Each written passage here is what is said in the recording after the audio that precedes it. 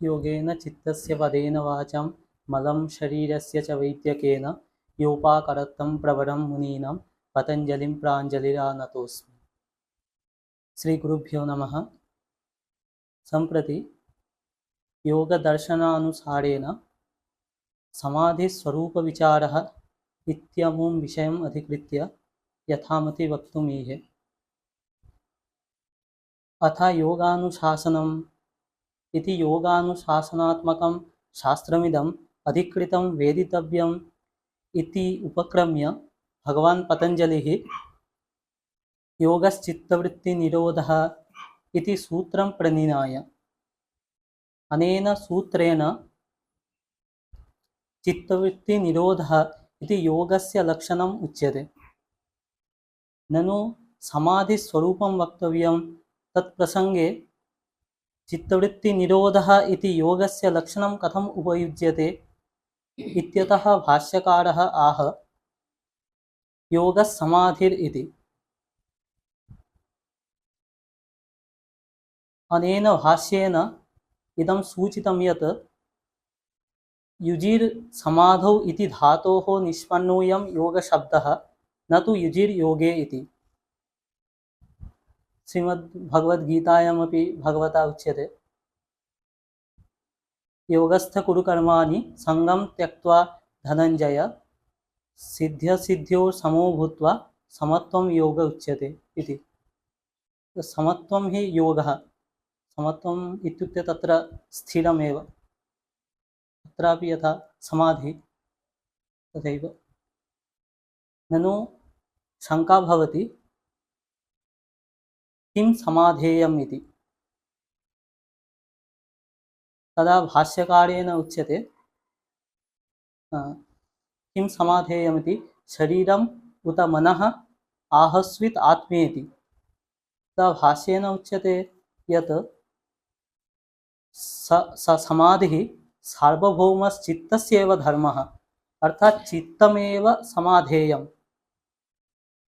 अपि च चित्तस्य चित्तवृत्तिनिरोधः इत्युक्तौ वृत्तयस्तु चित्तस्य परिणामभूताः, तासां वृत्तीनां निरोधोऽपि चित्ताश्रितः एव वक्तव्यः। एतासां चित्तवृत्तीनां निरोधः सर्वासु भूमिकासु एव प्रसिद्धः। तत्र भूमयः पञ्च, यथा क्षिप्तं मूढं विक्षिप्तम् एकाग्रं निरुद्धं चेति। क्षिप्तमूढविक्षिप्ताख्यासु भूमिषु यः चित्तवृत्तिनिरोधः तत्र योगः गौणः कादाचित्कः। तत्र तु योगशास्त्रे साध्यत्वेन यः योगः विवक्षितः सः योगः तत्र न समन्वेति।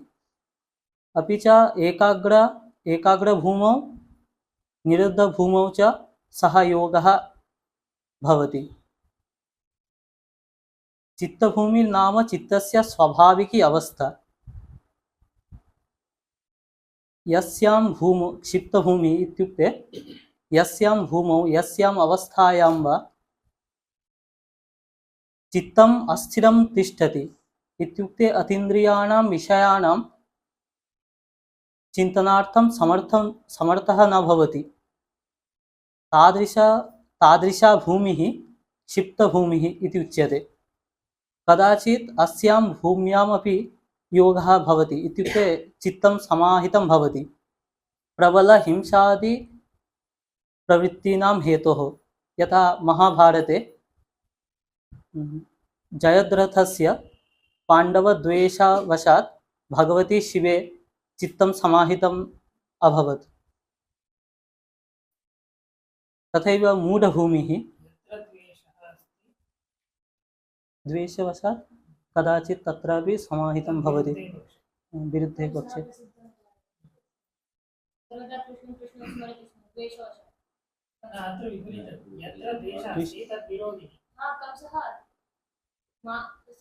इत्युक्ते क्षिप्तभूमिः इत्युक्ते यत्र चित्तं स्थिरं न तिष्ठति, अस्थिरं तिष्ठति, तत्रापि हिंसा इत्युक्ते पाण्डवानाम् उपरि हिंसा आसीत्, द्वेषः आसीत्, तद्वशात् चित्तं समाहितं जातं।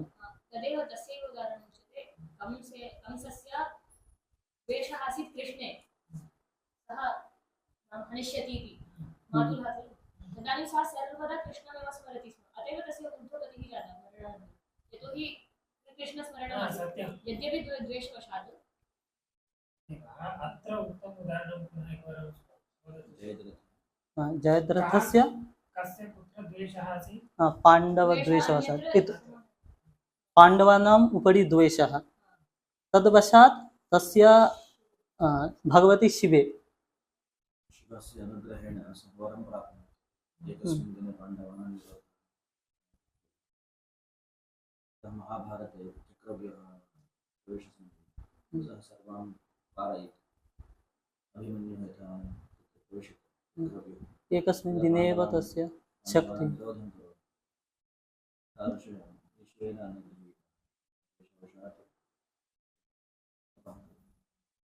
इत्युक्ते तद्दिने यः तं जयद्रथं हनिष्यति, इत्युक्ते शिरच्छेदं करिष्यति, सः अपि भस्मीभूतः भवेत् इति।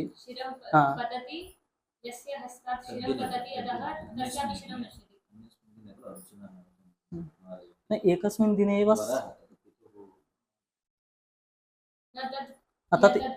सा शक्तिः एकस्मिन् दिने एव भवति।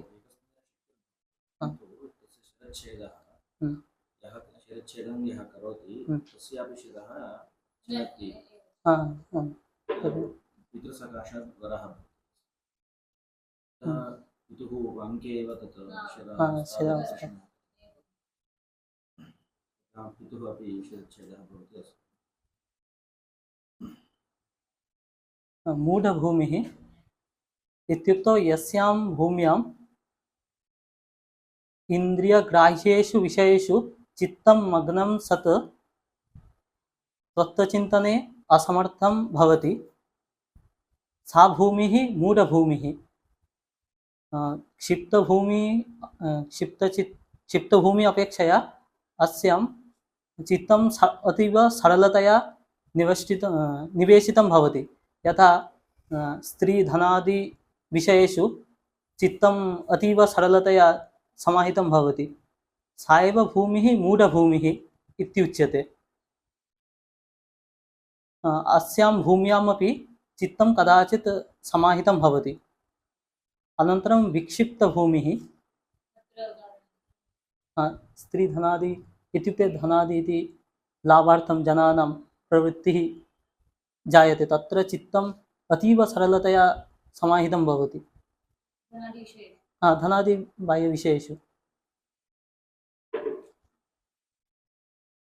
तत्र इत्युक्ते प्रयत्नः अधिकः।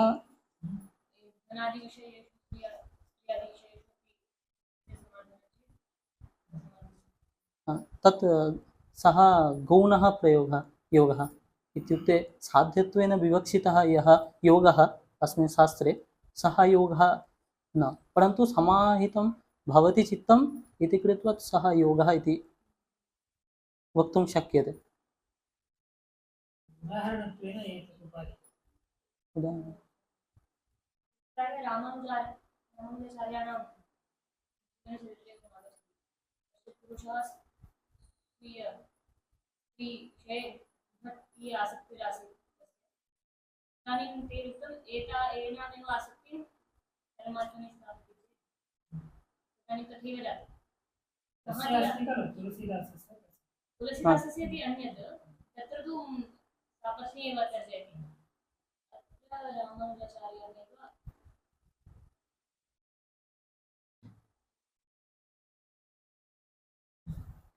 अनन्तरं विक्षिप्तभूमिः, अस्यां भूम्यां चित्तं कदाचित् स्थिरं भवति, कदाचित् चञ्चलं भवति, सा भूमिः विक्षिप्तभूमिः। एषा अवस्था साधकानां भवति, यदा सामयिकस्य स्थैर्यस्य कारणात् इत्युक्ते श्रवणमननादिद्वारा वस्तुनः स्वरूपावधारणं भवति, तदा चित्तं स्थैर्यं भवति, अनन्तरं स्थिरं भवति। अनन्तरं कदाचित् यदि स्वरूपावधारणं न भवति चेत् चित्तं चञ्चलं भवति। एषा भूमिः साधकानां भवति। अनन्तरम् एकाग्रभूमिः,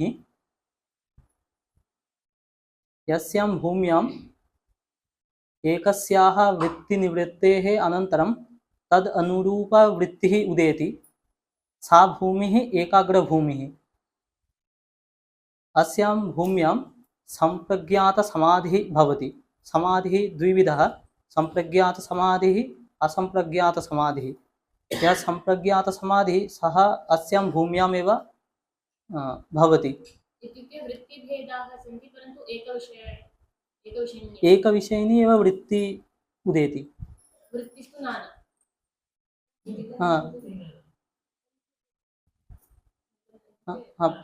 वृत्तिव्यक्तिः नाना भवति। वृत्तिव्यक्तिः नाना, वृत्तिविषयस्तु एक एव। किम् अवगतं वा? तत्र विभागः कृतः प्रमाणविपर्ययविकल्पनिद्रा स्मृतयः विलक्षणवृत्तयः भवन्ति। अत्र इदानीम् उच्यते वृत्तिव्यक्तिः अनेका भवति परन्तु वृत्तिविषयः एकः। एषा प्रायः प्रमाणवृत्तिरेव भवति। तदा तु क्लिष्ट उभयात्मकं भवति इति। इत्युक्ते वृत्त्यन्तरं भवेत् तत्र एकधारावत् इत्यादि। वृत्त्यन्तरम् इत्युक्ते वृत्त्यन्तर अस्पृष्टत्वम् इति विषयान्तरं। अनन्तरं वृत्तेस्तु क्लिष्टभेदेन इति भवति, तत्तु स्वाभाविकम्। वृत्तिव्यक्तिः भिन्ना भवति। वेदान्ते वृत्तीनां किञ्चित् चिरकाल अवस्थानं स्वीकृतम्। आदौ तु वृत्तिः क्षणद्वयं तिष्ठति, तदनन्तरं किञ्चित् कालपर्यन्तम् अवस्थानं स्वीकृतं। तथापि स्थायी इति तु नास्ति। एकस्याः अन्यवृत्ति यावत् न उदेति तावत् अन्यवृत्ति न नश्यति इति वेदान्ते।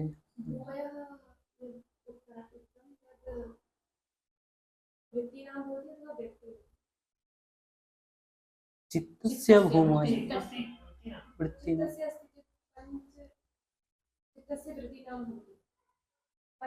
तत्र प्रमाणविपर्यय विकल्पनिद्रा स्मृतयः। इदानीम् एकाग्रचित्तता एकाग्रावस्था अस्ति खलु, तत्र भवति प्रमाणवृत्ति।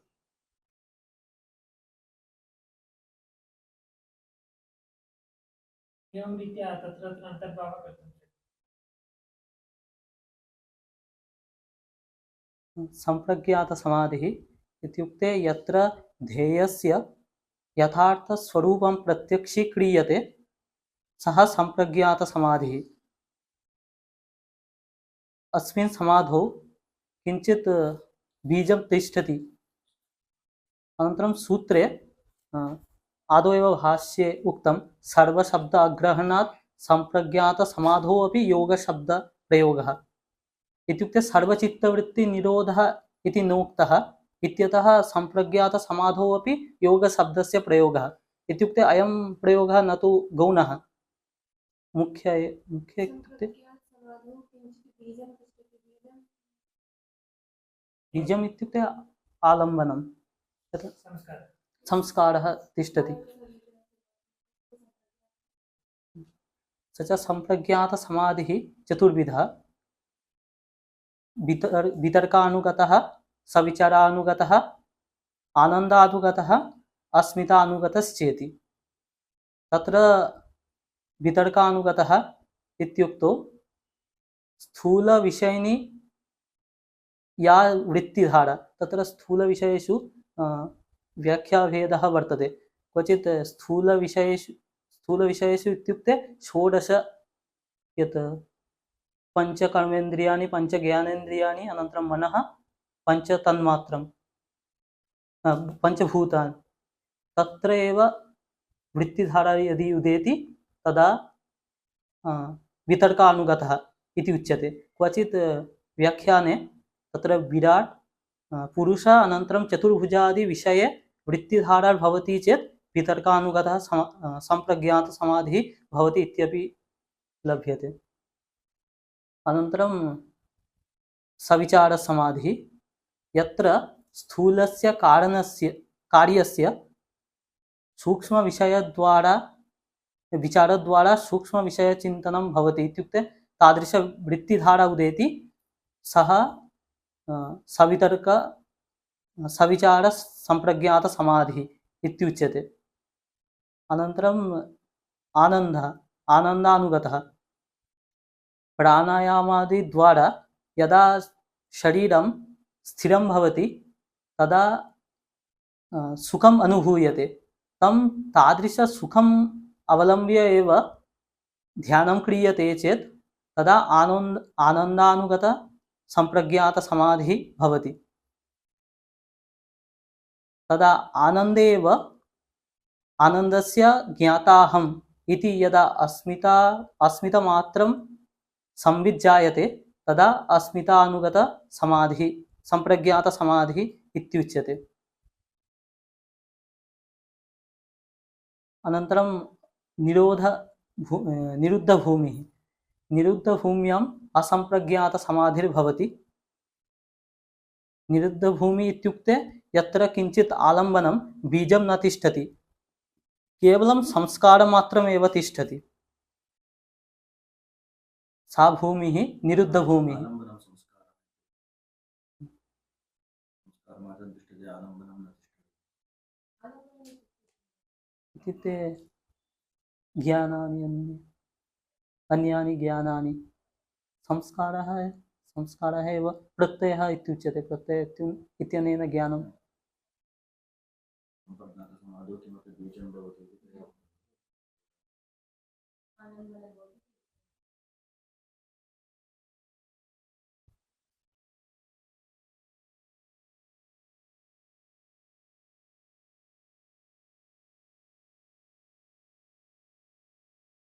इत्युक्ते अन्याः वृत्तयः न सन्ति इति वक्तुं शक्यते।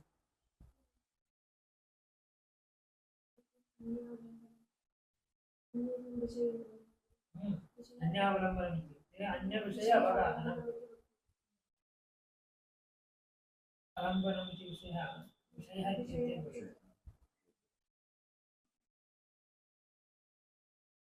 विषयः न तिष्ठति, संस्कारमात्रं।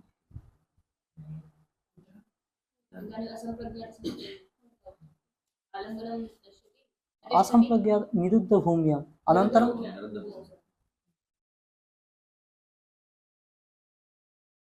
निरुद्धभूमौ आलम्बनं न तिष्ठति, संस्कारमात्रं तिष्ठति। अनन्तरं यदा असम्प्रज्ञातसमाधिः भवति तदा असम्प्रज्ञातसमाधिः द्विविधः, भव उपायप्रत्ययः, अनन्तरं भवप्रत्ययः। उपायप्रत्ययः उत्कृष्टः भवप्रत्यय अपेक्षया। प्रत्यये संस्कारः अपि न तिष्ठति। भव इत्युक्ते अस्य व्याख्यानं द्विधा लभ्यते। वाचस्पतिमिश्रैः तत्र अविद्या इत्युक्तम्। अनन्तरं भवप्रत्यय प्रकृति विदेह प्रकृतिलयाणम् इत्युक्ते विदेहः इत्युक्ते समाधि अवस्थायां यदि देहः भवति तर्हि पुनर्जन्म यदा भवति। भव इत्युक्ते तथैव अविद्या, तत्र संस्कारः किञ्चित् तिष्ठति इत्युक्तमस्ति। संस्कारवशादेव तत्र जन्म भवति। अतः भवप्रत्ययः उपायप्रत्ययात् किञ्चित् न्यूनः इति उच्यते।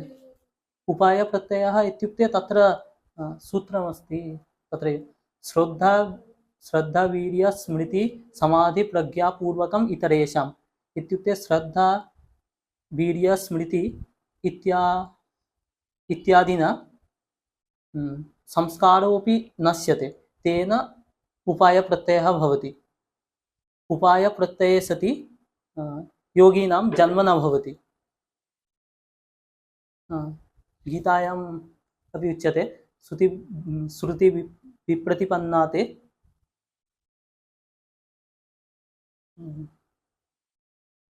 यदा स्थास्यति निश्चल समाधौ अचला बुद्धिः तदा योगम् अवाप्स्यसि। यदा समाधौ अचला बुद्धिर्भवति तदा एव योगम् अवाप्स्यसि। अत्र भवप्रत्यये तु संस्कारः किञ्चित् तिष्ठति संस्कारः, तस्मात् संस्कारः तिष्ठति इत्यतः तस्य पुनः जन्म भवति। यथा वायुपुराणे अपि कश्चन श्लोकः अस्ति, दशमन्वन्तराणीह तिष्ठन्ति इन्द्रियचिन्तकाः भौतिकास्तु शतं पूर्णं सहस्रं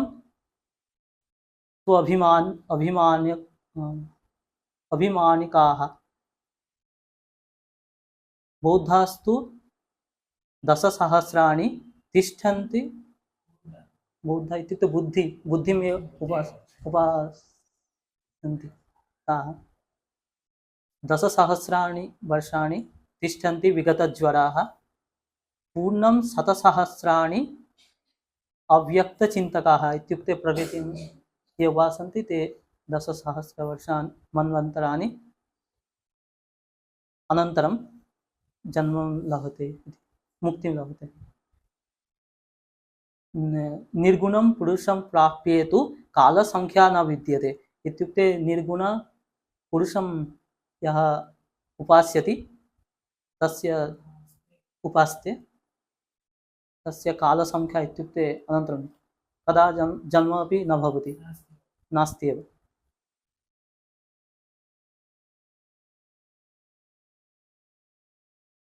तत्र आदौ एव निरोधः, चित्तवृत्तिनिरोधः, तत्र निरोधशब्दः प्रलये उक्तः इत्युक्ते चित्तवृत्तीनां समेषां ध्वंसः लीनः भवति चेदेव समाधिर्भवति। निरोधशब्दः इत्युक्ते अनन्तरं माण्डुक्यकारिकायामपि दृश्यते न निरोधो न। परन्तु वेदान्तदृष्ट्या निवृत्तिर्वा बाधो वा अत्र निरोधः विवक्षितः। अत्र योगशास्त्रे ध्वंसः सत्यम् उपादाननिवृत्तिद्वारकनिवृत्तिः वा अथवा केवलनिवृत्तिः। उपादानद्वारकनिवृत्तिर्तु न भवति प्रायः, इत्युक्ते साङ्ख्यरीत्या सत्कार्यवादिनः तेषां तादात्म्येन प्रलयः भवति चेदपि तत्र तादात्म्येन किञ्चित् सत्ता तिष्ठति एव। तर्हि मोक्षदशायां तु तिष्ठति चेत् मोक्षः कथं? तत् तादात्म्येन तिष्ठति चेत् संस्कारस्यापि विलयनं भवति वा न वा? संस्कारः, परन्तु चित्तं तदा प्रायः तिष्ठति तादात्म्येन। चित्तं नित्यं वा योगे?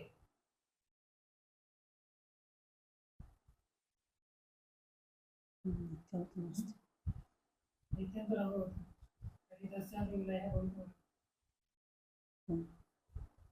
तेषां यत् सत्कार्यवादः अस्ति तत्र इत्युक्ते समेषां ध्वंसः इत्युक्ते तत्र कारणे एव तादात्म्येन विलयः इति स्वीक्रियते। तर्हि चित्तस्य ध्वंसः इति वक्तुं शक्यते। पूर्णतः ध्वंसः इत्युक्ते उपादानेन सह ध्वंसः इति वक्तुं तु प्रकृतौ लयः भवति, तत्रैव तादात्म्येन तिष्ठति।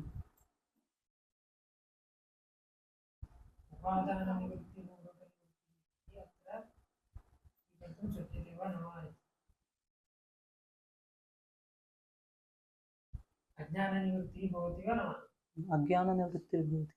अज्ञानम् उपादानमिति स्वीकृतं वा न वा?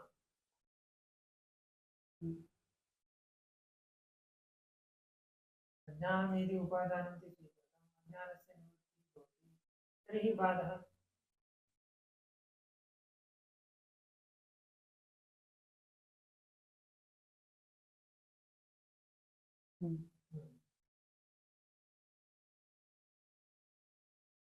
तत्र पञ्चक्लेशाः सन्ति खलु, अविद्या, अस्मिता, रागद्वेष, अभिनिवेशाख्याः। अविद्या एव खलु अज्ञानं, परन्तु क्लेशानां निवृत्तिः भवति, अविद्यानिवृत्तिः तु भवति। सा विद्या वेदान्तरीत्या या विद्या सा नास्ति।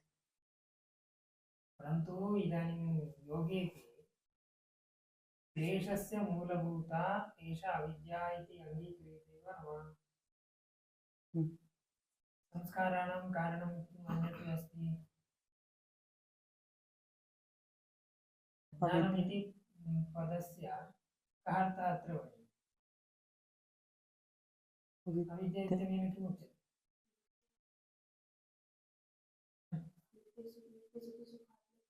एवं तर्हि तद् यथा न्याये उच्यमानमस्ति नित्याज्ञानं तथा च वेदान्ते उच्यमानमस्ति अज्ञानं तदेव अर्थः विद्यते।